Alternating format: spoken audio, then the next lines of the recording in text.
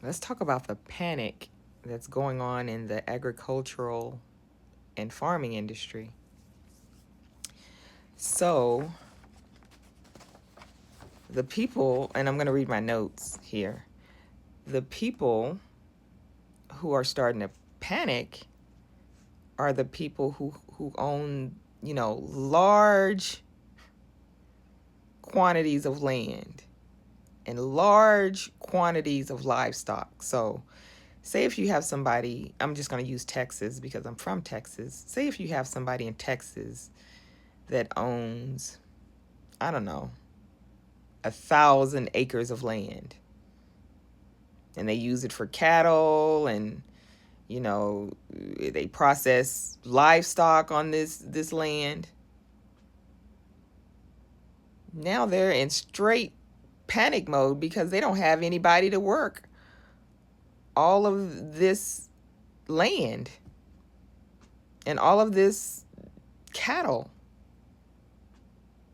They're panicking because now they have to do it.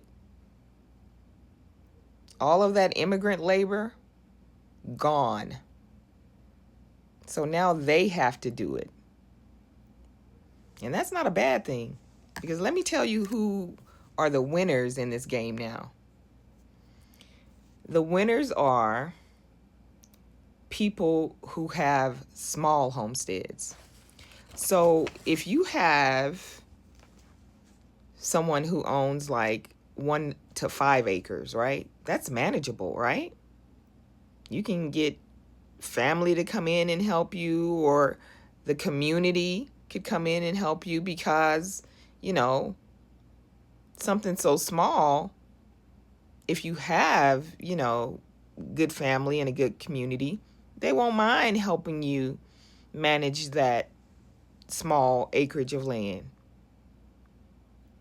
because they know they'll benefit from that too, right? They don't have to use as many chemicals, it's manageable at a small scale. You have these people, and I used to wonder this. I'd be like, how in the world does a person come to own like 1,000 acres of land? And then they try to sell it to you. How did they even come to own it? Well, we know how they came to possess the land, but yeah, so the people who own small acres of land and have turned them into homesteads, they're going to win in this game. There's no need for them to panic, right? Because they weren't relying on immigrant labor. Does that make sense? I'm just going to read my notes and what I wrote. So yeah, I said people who have small homesteads, 1 to 5 acres, family can help with this. Whereas those who own hundreds of thousands of acres are panicking because they don't have the manpower to manage these large farms. And I wrote, only because this is something they would have said to,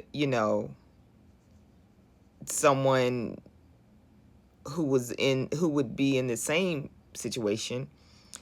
They should have planned better. At least that's what they would have told us. Have you ever been in a position and somebody has told you, oh, you should have planned better? That's the exact position that all of these farmers who own all of this land, all of this property, these huge farms, these huge meat processing and meat packing companies, they should have planned better. They shouldn't have been so reliable on immigrant labor.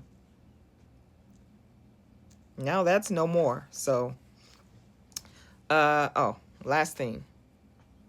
So the one thing about being poor, we rarely panic.